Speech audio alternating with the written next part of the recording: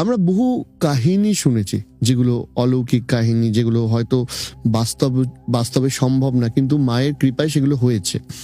আপনি আমাদের একটা দুটো একটু যদি শোনাতে পারেন। দেখুন, প্রথম বছর যখন আমি ঘট নিলাম, ঘট নেবার মানে যিনি মারা গেলেন তারপরে আমি কমিটিতে এলাম, সেক্রেটারি ঘট নেবে, বরণ করবে, এটা আমাদের রীতি। মানে আমার পরবর্তীকালে কেউ একজন তৈরি হচ্ছে যে ঘট নেবে।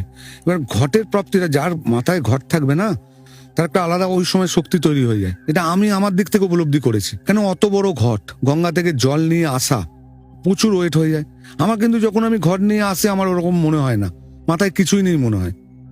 এবং পুজোর পর দিন থেকে আপনি যদি কোনোদিন পুজোয় আসেন, দেখবেন 2:30-3টে নাগাদ আমি ওই মায়ের সামনে দাঁড়িয়ে দাঁড়িয়ে দেখি মাকে, যে মায়ের রূপ দেখছি, মায়ের কি কি কম আছে, মাকে কিরম ভাবে করতে হবে। মায়ের দিকে তাকাতে চোখে জল চলে আসে আমারও। মায়ের দিকে যদি আপনি একদৃষ্টে তাকিয়ে থাকেন, আপনার চোখে জল চলে আসে। তা ওই বছর, তার পরের বছর আমি ওরকম দাঁড়িয়ে আছি, আমার কাছে একদম, আমি দেখি পাশে একটা ভদ্রমহিলা, একটা ভদ্রলোক খুব কান্নাকাটি করছে, চোখ দিয়ে হু হু করে জল। আমি বললাম, কি হলো, কাঁদছে না তো? বলছে, না, আমার একটা কাজ হচ্ছে না, মেট্রো রেলের কাজ আটকে আছে। বললাম, আমি একটা কথা বলছি, শুনুন, আপনি মায়ের কাছে মন দিয়ে কথাটা বলুন, যাতে মায়ের কানে পৌঁছয়। আমার মায়ের কিন্তু কান দুটো খোলা, এবং আমি আপনাকে এটা বলে দিলাম, পরের বছর পুজোর আগে আপনি আমার কাছে আসবেন আবার। এবং তার পরের বছর পুজোয় ঠিক ওই জায়গাতে আমার কাছে পায়ে পড়ে নমস্কার করছে, দাদা আমার চাকরিটা হয়ে গেছে, মানে আমাকে নমস্কার করবেন না, মায়ের সামনে যা করেছে মা করেছে। এবছরের কাহিনী বলি।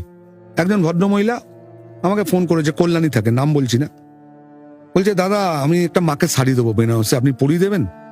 বলছে, দেখুন, সবাই শাড়ি তো ওরম ভাবে না, একটা টাইম থাকে, সেভাবে আপনার পরিয়ে আমি ছবি পাঠিয়ে দেবো। বলছে, না, আমার শাড়িটা আমি যেনকে দেবো সেনকে পড়াতে হবে।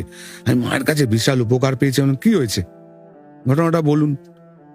বলছে, আমার এই মুখের চারদিকে একটা অ্যালার্জি হয়েছিল, যেটা আমি বাইরে বেরোতে পারতাম না। আমি মাস্ক পরে ঘুরতাম। আমি মায়ের কাছে গেছি, পুজো দিচ্ছি, মাকে নমস্কার করছি। যেই পুজো দিয়ে বেরোতে যাব, একটা বাচ্চা ছেলে আমাকে ডাকলো, ডেকে বললো ট্রপিক্যাল, শুধু বললো ট্রপিক্যাল, বলে চলে গেল। আমি বাইরে বেরিয়ে চিন্তা করছি, ট্রপিক্যাল মানে কলকাতা ট্রপিক্যাল। উনি চিকিৎসা করলো, ট্রপিক্যালে গিয়ে পুরো সুস্থ। এবং আমাকে বলছে, বাচ্চা ছেলেটা আমি খুঁজবো। না, আপনি কি করে খুঁজবেন বাচ্চা ছেলেটাকে?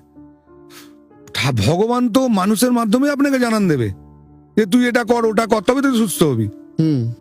আজকে আসার আগে একজন ফোন করেছে, আমার ননদের ক্যান্সার হয়েছে, আপনি পুজো করে দিন। আমি পুজো দিয়েছি।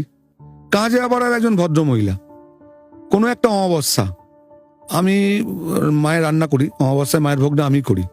আমি বসে